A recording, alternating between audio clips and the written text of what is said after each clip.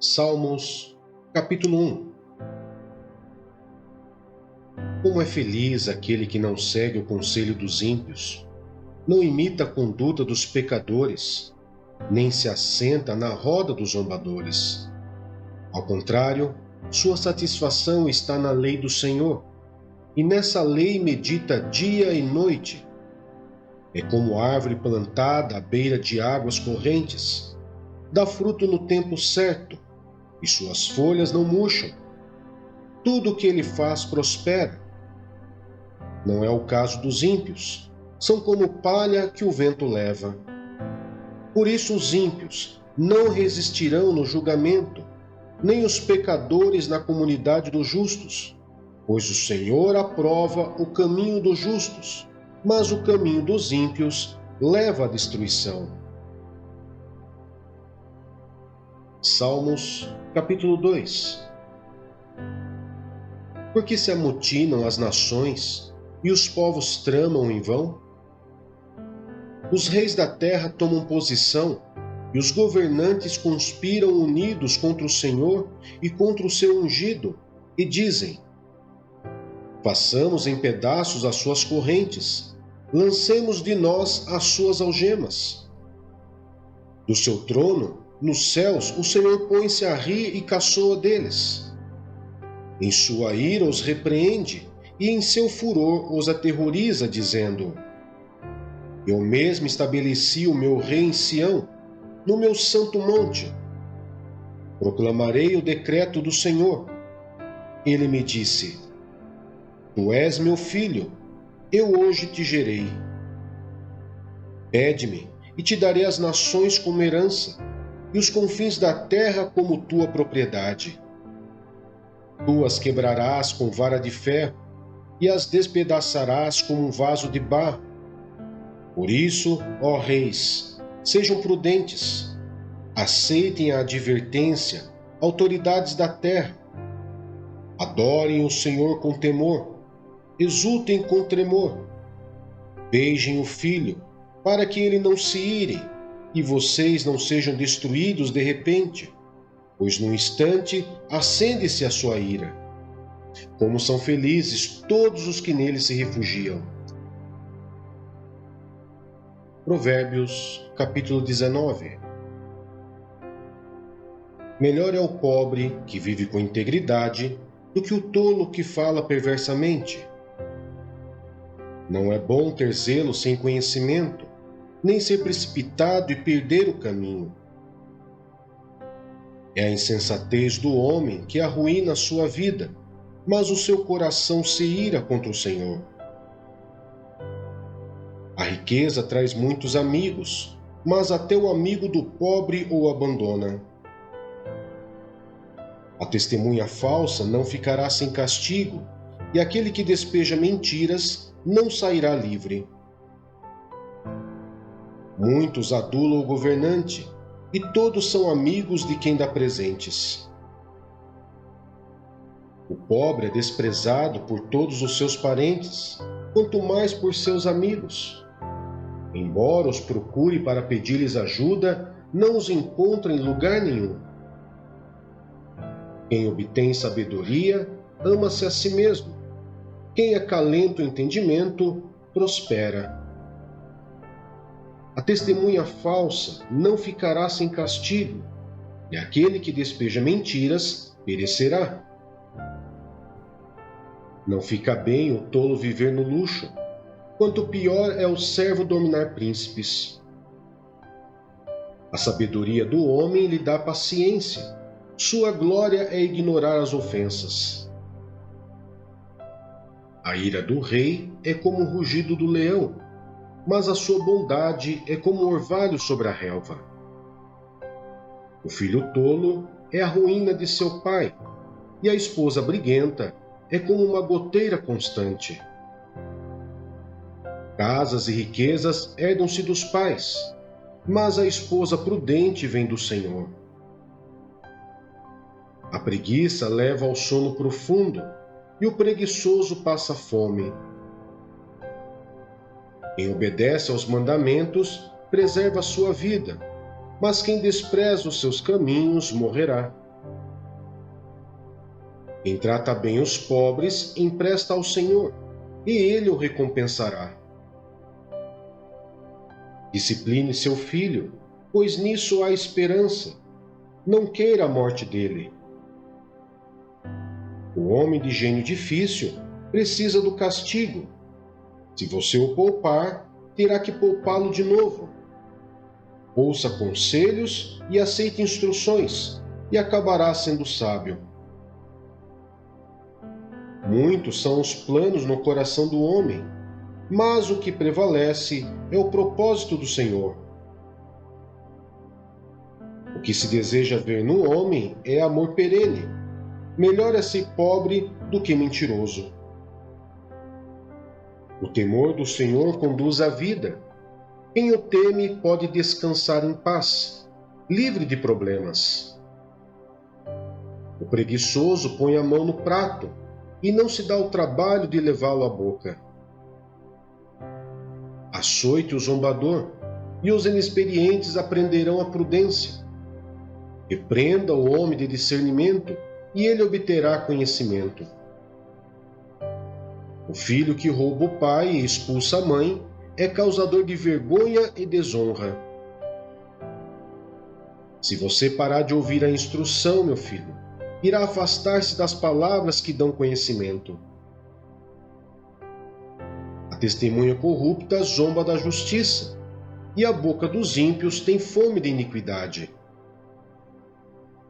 Os castigos estão preparados para os zombadores, e os açoites para as costas dos tolos. Colossenses, capítulo 2. Quero que vocês saibam quanto estou lutando por vocês, pelos que estão em Laodiceia e por todos os que ainda não me conhecem pessoalmente. Esforço-me para que eles sejam fortalecidos em seu coração, estejam unidos em amor e alcance toda a riqueza do pleno entendimento, a fim de conhecerem plenamente o mistério de Deus, a saber, Cristo. Nele estão escondidos todos os tesouros da sabedoria e do conhecimento.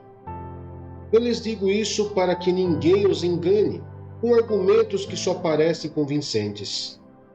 Porque, embora esteja fisicamente longe de vocês, em espírito eu estou presente, e me alegro em ver como estão vivendo em ordem e como está firme a fé que vocês têm em Cristo. Livres do legalismo por meio de Cristo. Portanto, assim como vocês receberam Cristo Jesus, o Senhor, continuem a viver nele, enraizados e edificados nele, firmados na fé, como foram ensinados, transbordando de gratidão. Tenham cuidado para que ninguém os escravize a filosofias vãs e enganosas, que se fundamentam nas tradições humanas e nos princípios elementares deste mundo, e não em Cristo. Pois em Cristo habita corporalmente toda a plenitude da divindade, e por estarem nele, que é o cabeça de todo o poder e autoridade, vocês receberam a plenitude. Nele também vocês foram circuncidados, não com uma circuncisão feita por mãos humanas, mas com a circuncisão feita por Cristo, que é o despojar do corpo da carne.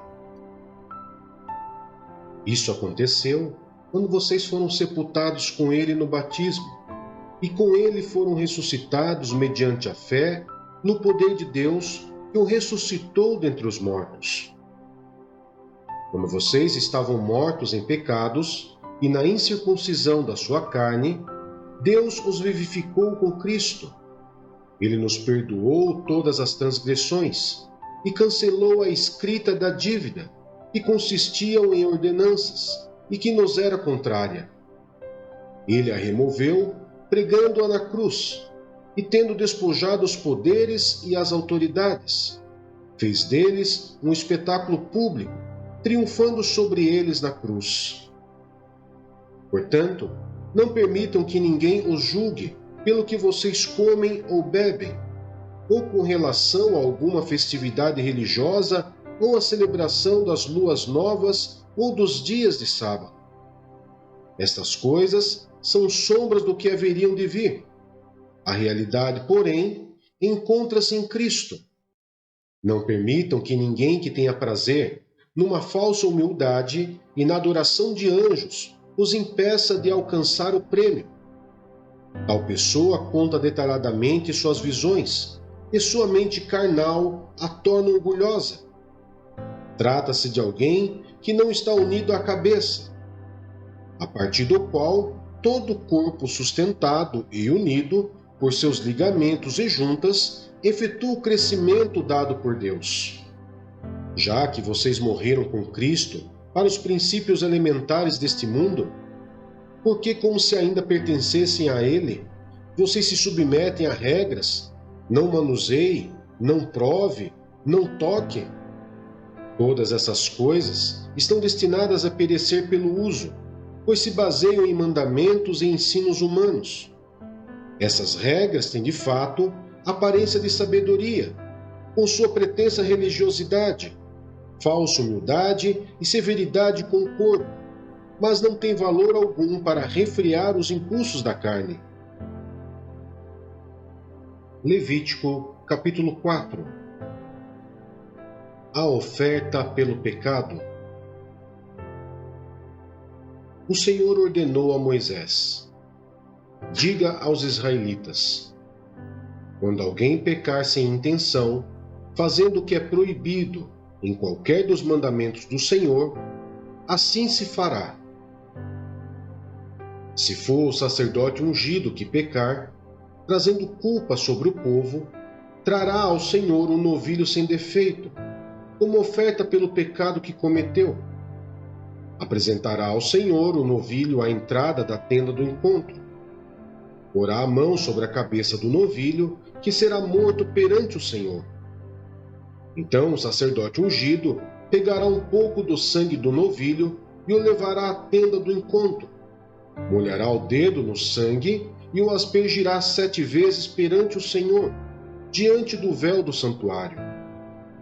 O sacerdote porá um pouco do sangue nas pontas do altar do incenso aromático que está perante o Senhor, na tenda do encontro. Derramará todo o restante do sangue do novilho na base do altar do holocausto, na entrada da tenda do encontro. Então, retirará toda a gordura do novilho da oferta pelo pecado, a gordura que cobre as vísceras e está ligada a elas, os 2 rins com a gordura que os cobre e que está perto dos lombos, e o lóbulo do fígado, que ele removerá junto com os rins, como se retira a gordura do boi, sacrificado como oferta de comunhão. Então o sacerdote queimará essas partes no altar dos holocaustos. Mas o couro do novilho e toda a sua carne, bem como a cabeça e as pernas, as vísceras e os excrementos, isto é, tudo o que restar do novilho, ele levará para fora do acampamento, a um local cerimonialmente puro, onde se lançam as cinzas. Ali os queimará sobre a lenha de uma fogueira, sobre o monte das cinzas.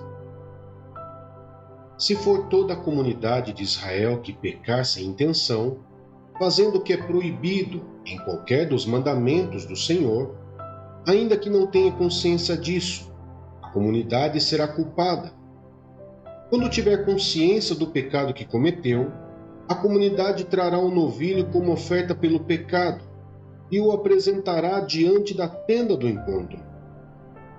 As autoridades da comunidade porão as mãos sobre a cabeça do novilho perante o Senhor, e o novilho será morto perante o Senhor.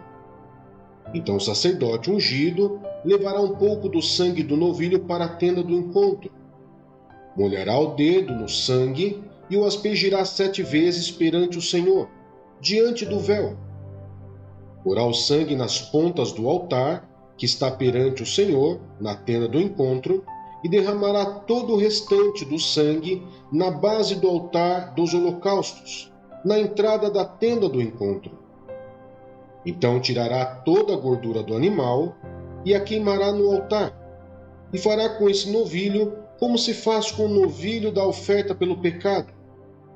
Assim, o sacerdote fará propiciação por eles, e serão perdoados.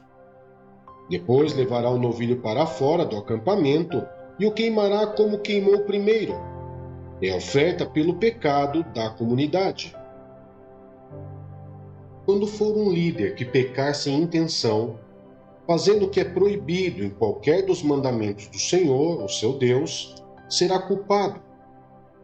Quando o conscientizarem do seu pecado, trará como oferta um bode sem defeito. Porá a mão sobre a cabeça do bode, que será morto no local onde o holocausto é sacrificado, perante o Senhor. Esta é a oferta pelo pecado. Então o sacerdote pegará com o dedo um pouco do sangue da oferta pelo pecado e o porá nas pontas do altar dos holocaustos, e derramará o restante do sangue na base do altar. Queimará toda a gordura no altar, como queimou a gordura do sacrifício de comunhão. Assim o sacerdote fará propiciação pelo pecado do líder, e este será perdoado. Se for alguém da comunidade que pecar sem intenção, fazendo o que é proibido em qualquer dos mandamentos do Senhor, o seu Deus, será culpado. Quando o conscientizarem do seu pecado, trará como oferta pelo pecado que cometeu uma cabra sem defeito. Porá a mão sobre a cabeça do animal da oferta pelo pecado, que será morto no lugar dos holocaustos. Então o sacerdote pegará com o dedo um pouco do sangue e o porá nas pontas do altar dos holocaustos, e derramará o restante do sangue na base do altar. Então retirará toda a gordura, como se retira a gordura do sacrifício de comunhão. O sacerdote a queimará no altar como aroma agradável ao Senhor. Assim o sacerdote fará propiciação por esse homem, e ele será perdoado. Se trouxer uma ovelha como oferta pelo pecado, terá que ser sem defeito. Porá a mão sobre a cabeça do animal, que será morto como oferta pelo pecado, no lugar onde é sacrificado o holocausto. Então o sacerdote pegará com o dedo um pouco do sangue da oferta pelo pecado e o porá nas pontas do altar dos holocaustos, e derramará o restante do sangue na base do altar. Retirará toda a gordura, como se retira a gordura do cordeiro, do sacrifício de comunhão. O sacerdote a queimará no altar, em cima das ofertas dedicadas ao Senhor, preparadas no fogo. Sim, o sacerdote fará em favor dele propiciação pelo pecado que cometeu, e ele será perdoado.